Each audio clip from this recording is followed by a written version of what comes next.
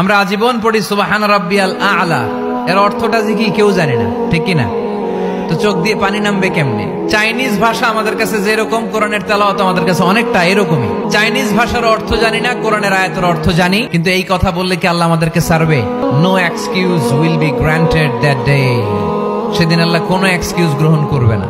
আল্লাহ আপনি আমারে ধৈর্যশীল বানান, আপনি আমারে শুকরগুজার বান্দা বানান। আল্লাহ আমার চোখে আপনি আমারে ছোট বানান, গোটা বিশ্বের মানুষের চোখে আপনি আমারে বড় বানান। সবাই পড়ি আমিন। আল্লাহ ভুল করছি, আল্লাহ মাফ করে দাও, ক্ষমা করো।